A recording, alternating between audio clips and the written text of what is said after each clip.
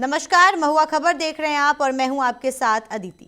आपको रूबरू कराएंगे आज की तमाम बड़ी और बेहद महत्वपूर्ण खबरों के साथ। तो आइए रुक करते हैं खबरों का। वाराणसी में बाल यौन शोषण के आरोपों में घिरे शंकराचार्य स्वामी अविमुक्तेश्वरानंद के समर्थन में कांग्रेस सामने आई है। पार्टी के प्रतिनिधिमंडल ने प्रधानमंत्री मोदी को संबोधित ज्ञापन जिला प्रशासन को सौंपते हुए पूरे मामले की निष्पक्ष जांच सुप्रीम कोर्ट के रिटायर्ड जज से कराए जाने की मांग की। कांग्रेस प्रदेश अध्यक्ष अजय राय के निर्देश पर प्रदेश भर में ज्ञापन देने का कार्यक्रम चलाया जा रहा है। वाराणसी में कांग्रेस कार्यकर्ताओं ने शंकराचार्य के समर्थन में प्रशासन को ज्ञापन सौंपा, जिसमें कहा गया कि मामले की पारदर्शी और स्वतंत्र जांच जरूरी है। कांग्रेस महानगर अध्यक्ष राघवेंद्र चौबे ने प्रयागराज में मौनी अमावस्या के दौरान पुलिस की भूमिका पर सवाल उठाए और कहा कि फर्जी आरोप लगाकर मुकदमा दर्ज किया गया। कार्यकर्ताओं ने मांग की कि एफआईआर दर्ज कराने वाले व्यक्तियों की भी जांच कराई जाए ताकि सत्य सामने आ सके।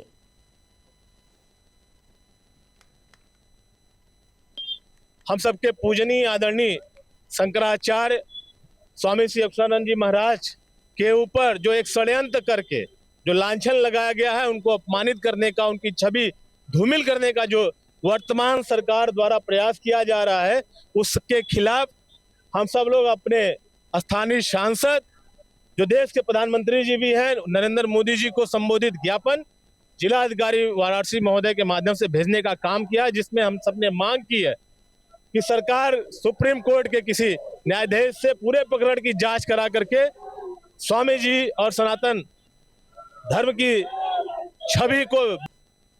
प्रयागराज में शंकराचार्य के साथ हुई कथित बदसलूकी का मामला अब तूल पकड़ता जा रहा है। इसी कड़ी में बुलंदशहर में कांग्रेस कार्यकर्ता सड़क पर उतर आए और अपना आक्रोश व्यक्त किया। जिला अध्यक्ष जियाउर रहमान के नेतृत्व में सैकड़ों कांग्रेसी कलेक्ट्रेट परिसर पहुंचे और केंद्र सरकार के खिलाफ जमकर नारेबाजी की। हाथों में तख्तियां लिए प्रदर्शनकारियों ने शंकराचार्य का अपमान नहीं सहेंगे और शंकराचार्य का अपमान नहीं सहेगा हिंदुस्तान जैसे नारे लगाए। कांग्रेस कार्यकर्ताओं की मांग है कि इस घटना के लिए जिम्मेदार अधिकारियों पर तुरंत सख्त कार्रवाई की जाए और दर्ज की गई एफआईआर को निरस्त किया जाए। जियाउर रहमान ने चेतावनी दी कि अगर संतों का सम्मान बहाल नहीं हुआ तो आंदोलन और उग्र रूप ले सकता है। सीटर ने शामली का एक गुंडा एसटी सीटर योगी सरकार के संरक्षण में, योगी सरकार के इशारे पर राजनीतिक प्रतिरोध के चलते, क्योंकि शंकराचार्य सही बात कहते हैं, धर्मसंगत बात कहते हैं, उनको दबाने के लिए, उनको डराने के लिए, उनको फंसाने के लिए योगी सरकार के इशारे पर जो एफआईआर हुई है, आज कांग्रेस पार्टी पूरे प्रदेश में इस बात का विरोध कर रही है। हमने प्रधानमंत्री मोदी जी को एक ज्ञापन भेजा है और हमने ये मांग की है कि अगर आप सनातन के सच्चे सिपाही हो, अगर आप हिंदुओं के ठेकेदार बनते हो, तो आप उत्तर प्रदेश की योगी सरकार में दखल दीजिए। रायबरेली के एक दिवसीय दौरे पर सूक्ष्म लघु एवं खादी ग्रामोद्योग मंत्री राकेश सचान पहुंचे। उन्होंने बचत भवन में जनप्रतिनिधियों, पार्टी पदाधिकारियों और कार्यकर्ताओं के साथ समीक्षा बैठक में भाग लिया। बैठक में रायबरेली जिले की कानून व्यवस्था, विकास कार्यों और समस्त विभागों की प्रगति का जायजा लेने की चर्चा हुई। बैठक में जिले के डीएम, एसपी, सलोन विधायक अशोक कोरी, भाजपा जिला अध्यक्ष बुद्धिलाल पासी सहित अन्य अधिकारी और नेता मौजूद थे। मंत्री ने अधिकारियों और जनप्रतिनिधियों के साथ समन्वय बढ़ाने तथा जिले के विकास को गति देने पर जोर दिया।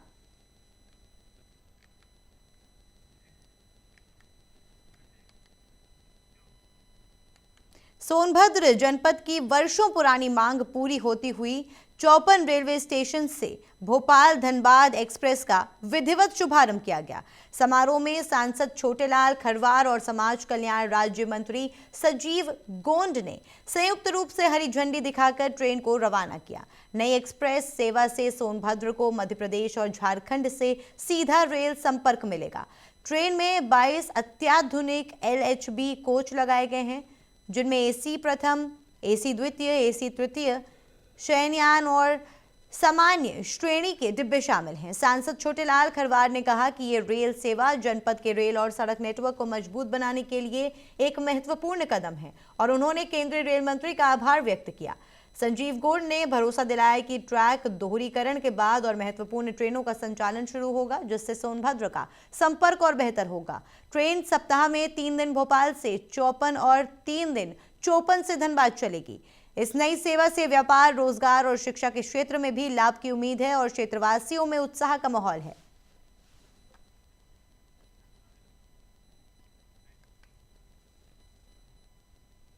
कानपुर में पीएसआईटी कॉलेज क्षेत्र में बीसीए के एक छात्र की एक्सीडेंट में मौत के बाद छात्रों ने हंगामा किया।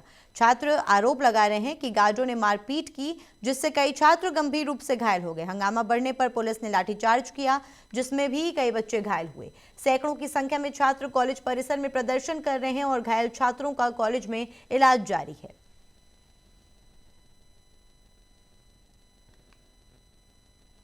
गोरखपुर में रंगों के महापर्व होली की तैयारियां अंतिम दौर में हैं और बाजारों में तरह तरह के रंग और पिचकारियां लोगों को आकर्षित कर रही हैं। इस बार राजनीतिक रंग भी देखने को मिल रहा है। सूबे के मुख्यमंत्री योगी आदित्यनाथ की फोटो लगी पिचकारी, टी शर्ट और टोपी की भारी मांग के साथ ही प्रधानमंत्री नरेंद्र मोदी और गृह मंत्री अमित शाह की फोटो वाली पिचकारियां भी खूब बिक रही हैं।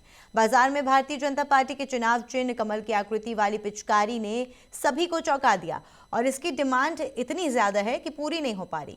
मोदी जी और योगी जी के मुखौटे लगभग बाजार से गायब हो चुके हैं। गोरखपुर के घंटाघर, साहिबगंज और नखास के होलसेल बाजारों में इलेक्ट्रॉनिक पिचकारी सहित 5 रुपए से 1500 रुपए तक की पिचकारियां बिक रही हैं। पाइप, डोरेमोन, त्रिशूल, छाता, कुल्हाड़ी, हथौड़ी, फरसा, बेलन, सीटी, ड्रम और बैग जैसे दर्जनों प्रकार की पिचकारियों से बाजार रंग बिरंगा नजर आ रहा है।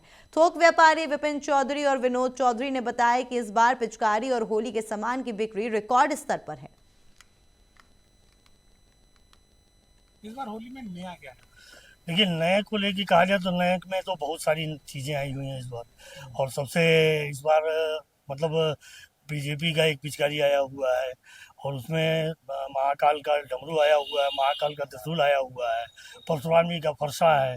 तमाम इस तरह के अस्त्र शस्त्रों से सजी हुई पिचकारियाँ आई हुई हैं। और नए में कहा जाए तो इस बार बाजार की सबसे अच्छी रौनक इलेक्ट्रॉनिक पिचकारियाँ बढ़ा रही हैं, जिसमें कई तरीके की चीज़ें हैं। जैसे एक तो सबसे पहले डबल यूज में काम आने वाली पिचकारी एक छतरी आई हुई है, जो बच्चे होली में पिचकारी भी खेल सकते हैं, बाकी उसको रख लेंगे और रेन के टाइम में उसको यूज करेंगे। तो बहुत है, लेकिन चौड़ीकरण की वजह से भी कुछ प्रभाव पड़ा हुआ है मार्केट में, और लगन की वजह से भी अभी कस्टमर मार्केट में निकले नहीं हैं। और कस्टमर का उम्मीद है कि 25 के बाद से और कस्टमर आगे आएंगे। इस बार मार्केट में क्या क्या नया आया होली को? होली में इस बार बीजेपी की तरह आया है एक पिचकारी, उसमें लोगो बना हुआ है बीजेपी का, और गदा है, त्रिशूल है, महादेव जी का त्रिशूल है, छाता है, इलेक्ट्रॉनिक में बहुत से आइटम है, पाइप है, गदा है, त्रिशूल है, बहुत सारे आइटम आए हैं। टी शर्ट में कैसा चल टी रहा है? शर्ट में वही सब है। रंगों के महापर्व होली को लेकर बाजारों में रौनक बढ़ सी गई है और आप देखिए हमारे पीछे तरह तरह की पिचकारियां लोगों को आकर्षित कर रही हैं, चाहे वो गदा हो, त्रिशूल हो, फरसा हो या फिर हथौड़ा हो। और सबसे खास जो इस समय ट्रेंडिंग में चल रही है वो देखिए, ये मोदी और योगी की जो पिचकारी है, ये इसकी डिमांड खूब है और लोग इसको पहली पसंद बता रहे हैं, क्योंकि इस पर स्टिकर लगा हुआ है। इसको पाइप वाली पिचकारी कहते हैं। इस पर योगी और मोदी जी का स्टिकर लगा हुआ है और कमल का फूल बना हुआ है। ये देखिए, ये भी योगी और मोदी का स्टिकर के साथ जो पिचकारी है और इसकी भी डिमांड खूब है। उसके बाद अगर बात करें तो एक कमल का निशान लेकर एक पिचकारी है, वो इस समय ट्रेंडिंग में चल रही है। उस पर सबसे खास बात यह है कि उस कमल वाली जो पिचकारी है, उस पिचकारी पर प्रधानमंत्री के साथ गृह मंत्री अमित शाह की तस्वीर लगी हुई है और इसलिए मार्केट में उसकी डिमांड थोड़ी ज्यादा है। अभी हम उस पिचकारी को भी आपको दिखाते हैं और हम आपको बताते हैं कि देखिए, ये योगी और मोदी का जो मास्क है, इसकी भी खूब डिमांड चल रही है मार्केट में और ये लगभग शॉर्टेज है और ये बहुत कम ही दुकानों पर आपको देखने को मिलेगा। ये बलिया में बसपा विधायक उमाशंकर सिंह की मुश्किलें बढ़ गई हैं। लखनऊ और बलिया के 3 ठिकानों पर आयकर विभाग की टीम ने छापेमारी की। जानकारी के अनुसार छापा उनके पैतृक गांव खनवर, रसड़ा और उनके करीबी के घर पर मारा गया। इस कार्रवाई में आयकर से जुड़े दस्तावेज और रिकॉर्ड की जांच की जा रही है। फिलहाल विधायक पिछले 2 वर्षों से ब्रेन ट्यूमर से जूझ रहे हैं और जीवन की जंग लड़ रहे हैं। प्रशासनिक कार्रवाई और स्वास्थ्य दोनों की मामलों में विधायक की स्थिति पर लोगों की नजरें बनी हुई हैं। औरैया जिले में अवैध शराब के खिलाफ प्रशासन ने सख्त कार्रवाई की है। उप जिलाधिकारी सदर अजय आनंद वर्मा के नेतृत्व में आबकारी और पुलिस की संयुक्त टीम ने नगर के पछैया मोहल्ले में कई घरों पर ताबड़तोड़ छापेमारी की। छापेमारी के दौरान अवैध शराब की भट्टियों को मौके पर ही ध्वस्त किया गया और लगभग 5000 लीटर अवैध कच्ची शराब बरामद करके नष्ट कराई गई। इस दौरान इलाके में हड़कंप मच गया। प्रशासन ने साफ किया कि अवैध शराब निर्माण और बिक्री के खिलाफ अभियान लगातार जारी रहेगा और दोषियों के खिलाफ कठोर वैधानिक कार्रवाई की जाएगी।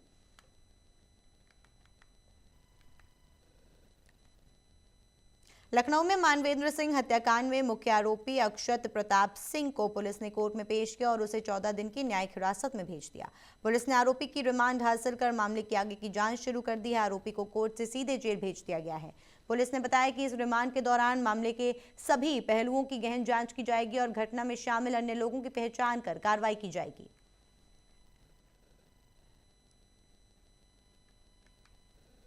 गाजियाबाद शहर में दहशत का कारण बने तेंदुए का रेस्क्यू ऑपरेशन सफल रहा। वन विभाग की टीम ने कई घंटे तक सघन सर्च और रेस्क्यू अभियान के बाद तेंदुए को सुरक्षित ढंग से पकड़ लिया। इलाके में फैली अफरा तफरी के बीच अधिकारियों ने संयम बरतते हुए तेंदुए को काबू में किया। रेस्क्यू के बाद स्थानीय लोगों ने राहत की सांस ली। वन विभाग ने बताया कि तेंदुए को सुरक्षित स्थान पर छोड़ दिया गया है ताकि वो प्राकृतिक वातावरण में वापस जा सके।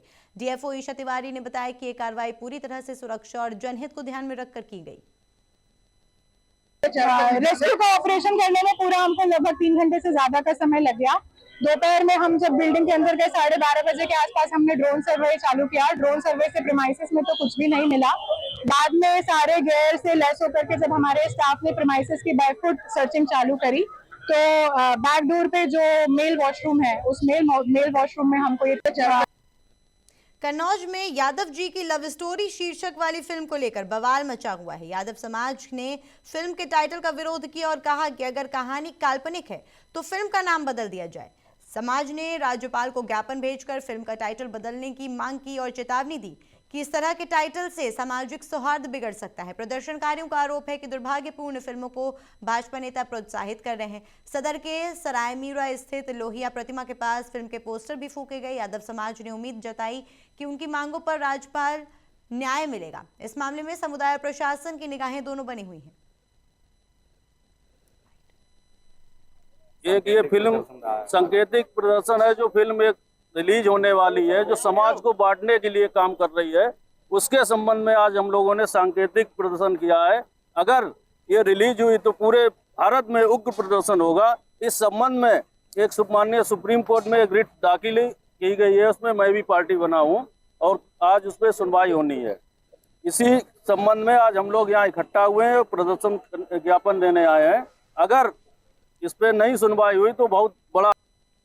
शंकराचार्य अविमुक्तेश्वरानंद सरस्वती से जुड़े प्रकरण पर पूछे गए सवाल पर प्रदेश के उप मुख्यमंत्री एवं चिकित्सा शिक्षा मंत्री ब्रजेश पाठक ने कहा कि मामला न्यायालय में विचाराधीन है, इसलिए इस विषय पर किसी प्रकार की टिप्पणी करना उचित नहीं। सैफई स्थित उत्तर प्रदेश आयुर्विज्ञान विश्वविद्यालय के स्थापना दिवस समारोह में शामिल होने के बाद पत्रकारों से वार्ता में उन्होंने स्पष्ट किया कि सरकार न्यायिक प्रक्रिया का सम्मान करती है और अदालत में लंबित मामलों पर सार्वजनिक चर्चा से बचना चाहिए। उन्होंने कहा कि कानून अपना काम कर रहा है और न्यायालय सर्वोपरि है। वहीं सपा प्रमुख अखिलेश यादव के उस बयान पर कि 100 विधायक लाकर मुख्यमंत्री बनाया जा सकता है, ब्रजेश पाठक ने इसे राजनीतिक बयानबाजी करार देते हुए कहा कि सरकार जनादेश के आधार पर स्थिरता के साथ कार्य कर रही है। देखिए, मामला चूंकि अदालत में है इसलिए अभी कुछ कहना उचित नहीं। मुख्यमंत्री जी जापान और सिंगापुर के दौरे पर हैं। देखिए, उत्तर प्रदेश राज्य अब बेहतर इंफ्रास्ट्रक्चर के साथ, नंबर 1 के लाइन ऑर्डर के साथ निवेश का सबसे बड़ा केंद्र बनकर के उभर रहा है पूरे भारत में। आज उत्तर प्रदेश राज्य बीमारू राज्य नहीं, रेवेन्यू सरप्लस स्टेट है और बड़ी संख्या में उद्योग यहाँ लग रहे हैं। शंकराचार्य में एफआईआर की क्या टिप्पणी करेंगे आप? मुख्यमंत्री बन जाएंगे। देखिए, इस प्रकार की बातों का राजनीति में कोई स्थान नहीं है। उत्तर प्रदेश की जनता जनार्दन ने भारतीय जनता पार्टी को आशीर्वाद दिया है माननीय प्रधानमंत्री जी की गरीब कल्याण योजनाओं पर मुहर लगाई है और उत्तर प्रदेश में योगी जी के नेतृत्व में आज रामनगरी अयोध्या को योगी सरकार की तरफ से एक और तोहफा मिल गया। शहर की सार्वजनिक परिवहन व्यवस्था को आधुनिक और पर्यावरण अनुकूल बनाने के लिए 20 नई इलेक्ट्रिक बसें अवध बस स्टेशन अयोध्या धाम पहुंच गई हैं। इन बसों का संचालन होली से पहले शुरू होगा, जिससे त्योहार पर अयोध्या आने वाले श्रद्धालुओं और पर्यटकों को सुरक्षित, प्रदूषण मुक्त और आरामदायक यात्रा का अनुभव मिलेगा। अवध बस स्टेशन अयोध्या धाम के क्षेत्रीय प्रबंधक विमल राजन ने बताया है कि 20 इलेक्ट्रिक बसें अयोध्या से प्रयागराज, वाराणसी, गोरखपुर और लखनऊ के प्रमुख मार्गों पर चलेंगी। हर रूट पर 5-5 बसें सेवाएं देंगी। सभी बसें 51 सीटों वाली एसी हैं और किराया जनरथ बसों के समान होगा। उन्होंने कहा कि इस पहल से शहर में प्रदूषण कम होगा और यात्रियों को बेहतर सुविधा मिलेगी। कि आप जानते हैं कि अयोध्या का विशेष स्थान है, तो उसी कारण से हम लोगों को 20 इलेक्ट्रिक बसें मिली हैं, जिनको हम यहाँ से जो भी हमारे प्रमुख मार्ग हैं छोटी दूरी के, उन पर संचालन करेंगे। हमारे अयोध्या से लखनऊ के लिए, अयोध्या से प्रयागराज के लिए, अयोध्या बनारस और अयोध्या गोरखपुर सभी मार्गों पर हम लोग 5-5 सेवाएं अभी। पूर्व मुख्यमंत्री अखिलेश यादव कानपुर पहुंचे और कई निजी कार्यक्रमों में शामिल हुए। उनके साथ उनकी बेटी भी मौजूद रही। अखिलेश यादव अपनी बेटी के साथ मुन्ना समोसे वाले की दुकान पर पहुंचे और वहां समोसा खाया। इस दौरान स्थानीय लोगों ने उनका स्वागत किया और उन्हें देखते ही उत्साह व्यक्त किया। इसलिए जो स्वाद, जो क्वालिटी हम लोग दे रहे हैं, हम चाहते हैं कि वो स्वाद हमारा लोगों तक दूर दूर तक पहुंचे। हम कोशिश पूरी करते हैं कि अच्छा खिलाएं और अच्छा खिलाएं। ग्राहक हमारा संतुष्ट होकर हमारी दुकान से आए। देखिए अखिलेश जी आ रहे तो हमें बहुत खुशी है, लेकिन खुशी इस बात की भी है कि वो 12 तारीख को कानपुर आए थे कि मैंने उनका एक वो देखा था वीडियो कि उन्होंने पूछा कि कानपुर में क्या फेमस है, कचौड़ी या समोसा। शायद पीछे से आवाजें आई समोसा फेमस है, लेकिन उनको याद था कि समोसे खाना है। देखिए अब हमारी दुकान आ रही है, हमारी सौभाग्य की बात है ये हमें। केंद्रीय गृह मंत्री अमित शाह बुधवार शाम 4:52 पर किशनगंज पहुंचे। उनके साथ केंद्रीय गृह राज्य मंत्री नित्यानंद राय और बिहार के उप मुख्यमंत्री सम्राट चौधरी भी मौजूद थे। सभी नेता हेलीकॉप्टर से किशनगंज हवाई अड्डा पहुंचे। आगमन को लेकर हवाई अड्डा परिसर और शहर में सुरक्षा के पुख्ता इंतजाम किए गए थे। केंद्रीय गृह मंत्री के स्वागत में उद्योग मंत्री, सह पथ निर्माण मंत्री दिलीप कुमार जायसवाल, भाजपा जिलाध्यक्ष गोपाल मोहन सिंह, जिला उपाध्यक्ष शिशिर दास, अल्पसंख्यक आयोग के उपाध्यक्ष लखविंदर सिंह लखा तथा जिला 20 सूत्री उपाध्यक्ष सुशांत गोप उपस्थित रहे।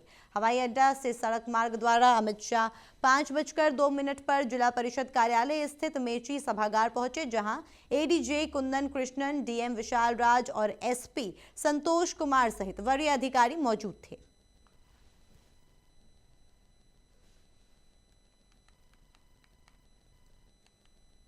रेशमी शहर भागलपुर में होली के अवसर पर साहित्य और संस्कृति का भव्य संगम देखने को मिलेगा। मारवाड़ी युवा मंच भागलपुर उदय शाखा एवं सिद्ध शाखा के संयुक्त तत्वावधान में 1 मार्च रविवार को रात्रि 9 बजे से मारवाड़ी पाठशाला मैदान में अखिल भारतीय कवि सम्मेलन का आयोजन किया जाएगा। यह आयोजन मारवाड़ी युवा मंच भागलपुर द्वारा मित्र बसंत गोष्ठी होली उत्सव के रूप में मनाया जाएगा। प्रेस वार्ता में आयोजकों ने बताया कि इस कवि सम्मेलन में देश के विभिन्न राज्यों से ख्याति प्राप्त कवि अपनी रचनाओं के माध्यम से श्रोताओं को साहित्यिक आनंद प्रदान करेंगे।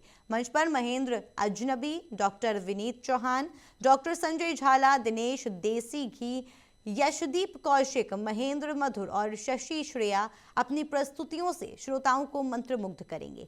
कवि सम्मेलन में मुख्य रूप से हास्य और व्यंग की प्रस्तुतियां होंगी, जिनमें समसामयिक मुद्दों पर तीखे कटाक्ष सुनने को मिलेंगे। इसके साथ ही वीर रस, गीत और गजल की भी आकर्षक प्रस्तुतियां होंगी। आयोजकों के अनुसार कार्यक्रम को पारिवारिक वातावरण में आयोजित किया जा रहा है, ताकि सभी आयु वर्ग के लोग इसमें शामिल होकर इसका आनंद ले सकें।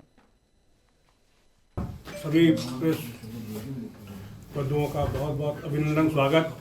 जैसा कि आपको विदित है कि होली के शुभ अवसर पर अखिल भारतीय कवि सम्मेलन मित्र बसंत गोष्ठी पिछले 63 वर्षों से आयोजित हो रही है और 1960 में इसकी शुरुआत भागलपुर में की गई थी।